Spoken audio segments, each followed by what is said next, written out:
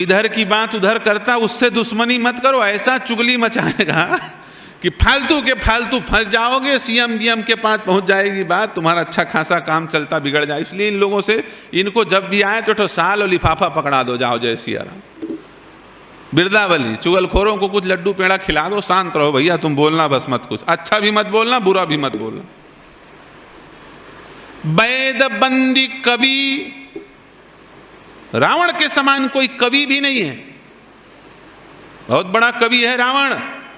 देखो, साधारण कवि शांत स्थिति में बैठे तो कविता लिखता है, लेकिन रावण पेट में इतना बड़ा अंगूठा भगवान शंकर ने धर दिया, कैलाश पर्वत को पेट में रख दिया है, अपान उदान दोनों वायु रुक गया है, भयंकर पीड़ा है, और ऐसे दुखमय कष्टमय स्थिति में ऐसा गजब का छंद लिखा रावण ने कि आज भी सहसा लोग उसका उच्चारण नहीं कर पाते।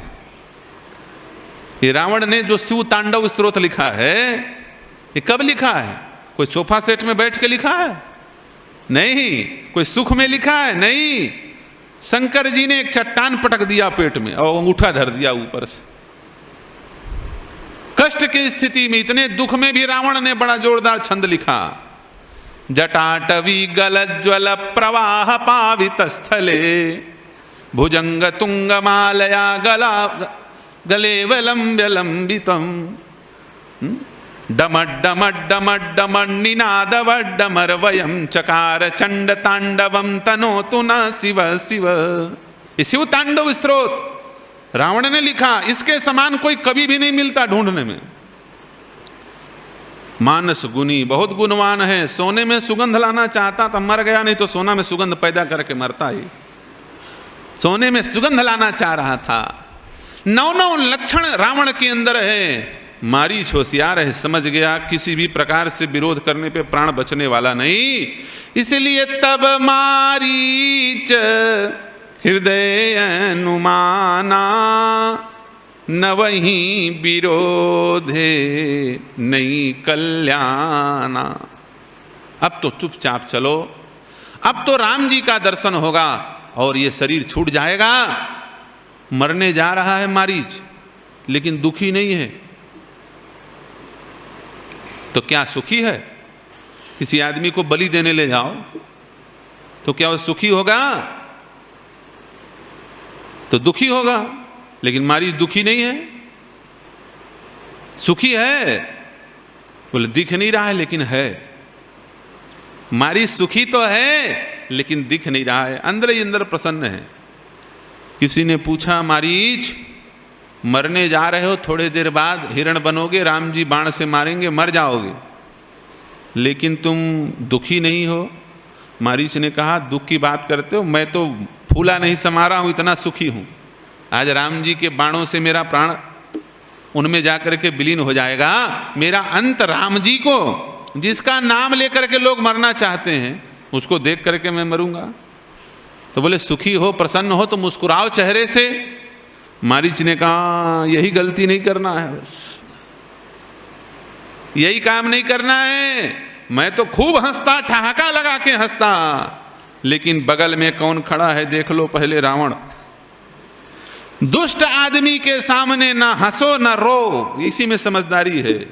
रोगे तो लात मारेगा, हंसोगे तो लात मारेगा। ये दुष्ट व्यक्ति की खासियत होती है। दुष्ट आदमी किसी का रोना बर्दाश्त नहीं करता, ना हंसना बर्दाश्त करता है। इसलिए भगवान ने कहा है, बर भल बास नरक कर त्राता, दुष्ट संग जनी देहु विधाता। दुष्ट का संग मत देना, नरक भेज देना। क्यों? नरक में रोने को तो मिलेगा, लेकिन दुष्ट के पास रोगे तो मुंह दबा देगा। रो मत, हल्ला मत मचा, फालतू टेंशन मत करो, रोने भी नहीं देगा और हंसने भी नहीं देगा। क्षणे रुष्टा क्षणे तुष्टा, रुष्टा तुष्टा क्षणे क्षणे। तुम दुष्ट आदमी के पास जाओ, बहुत प्रभावशाली है, रोते रोते घुसो, मारो इसको 3 डंडा, भगाओ, पागल कहाँ से आ गया, सुबह सुबह रोते आया है, अशुभ हमारे घर में, वो भगा देगा। वो ये नहीं देखेगा कि तुम्हारे रोने के पीछे क्या कारण है। और हंसते हंसते जाओगे तो बोलेगा देखो, हाँ आज हम थोड़ा तैयारी वारी हो सकता है, कपड़ा वपड़ा किसी चीज़ में गड़बड़ी हो, हमारी कमी देख लिया और हंस रहा है, लगाओ इसको जरा 4 डंडा रे खींच के। हंसोगे तो मारे जाओगे, रोगे तो मारे जाओगे, ये दुष्ट की खासियत। मारीच कहता है रोऊंगा तो रावण सोचेगा ये एंड मौका में धोखा दे देगा, हाँ असली समय में ये धोखा दे देगा। धोखा देने वाला आभास होगा तो ये फिर नहीं ले जाएगा हिरण बनाने के लिए, यही ये बकरा बना देगा, ये बलि का बकरा। हिरण बाद में बनेंगे, पहले बकरा बन जाएंगे, इसलिए रोना तो बिल्कुल नहीं।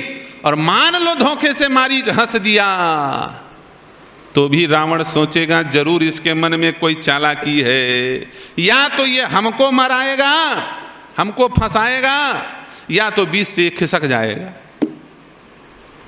मारीच कहता भैया ना हमको रोना है ना हंसना है, तो प्रसन्नता कहाँ गई?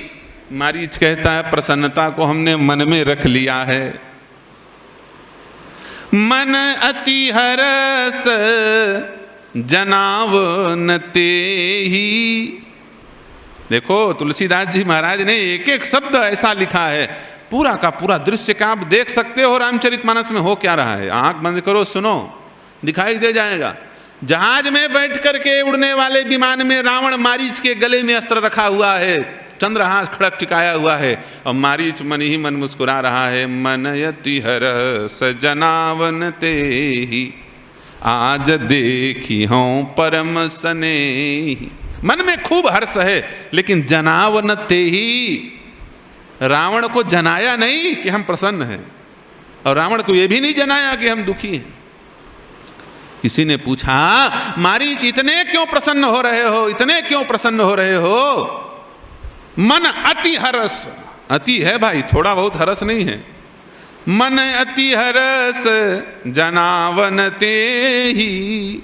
मारीच कहता है मेरे मन में इसलिए ज्यादा हर्ष है क्योंकि आज मनमोहन को देखते देखते शरीर शांत होने वाला है। बड़े बड़े ऋषि मुनि महात्मा गीता पढ़ते पढ़ते पढ़ते पढ़ते बूढ़े हो जाते हैं, बचपन से 55 में पहुंच जाते हैं और मरने का प्रैक्टिस करते हैं। हाँ, मरने का प्रैक्टिस होना चाहिए। अच्छी मृत्यु सबको प्राप्त थोड़ी होती है, जीना सीख रहे हैं। सब लोग यही कहते हैं महाराज ऐसा आशीर्वाद दो, हम लोग सब बढ़िया हैं और हमारे बच्चे भी जीना सीख जाएं। यही कहते हो ना, जीना सीख जाएं, यही आशीर्वाद। अरे भैया जीना सीखने के चक्कर में जीना तो सीख नहीं पाते हो, मरना और बिगड़ जाता है।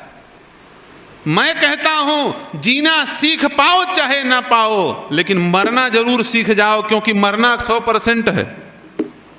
मरना 100%, मरने से ही मुक्ति की स्थिति निर्मित होगी। अंते यामति सागति। जीवन भर तुम्हारी क्या स्थिति रही ये महत्वपूर्ण नहीं होता, मरते समय किस स्थिति में हो। मरते समय रो रहे हो, चिल्ला रहे हो, मलमूत्र का परित्याग कर रहे हो, कंठ अवरुद्ध हो गया, फड़फड़ा रहे हो, पागल हो रहे हो, और जीवन भर बढ़िया फर्स्ट क्लास डल्लप के गद्दे में सोए, सुंदर बढ़िया चंदन का इत्र लगाया, बढ़िया मखमली वस्त्र पहना, सोने चांदी के आभूषण पहने, खूब सुख सुविधाओं में रहे, लेकिन मरते समय कैसे मृत्यु हो रही ये देखा जाएगा। समाज कहेगा इतना अरब खरब पति आदमी, बता भूखे मरा, खाते समय मरते समय रोटी नहीं मिली। ये नहीं होना चाहिए।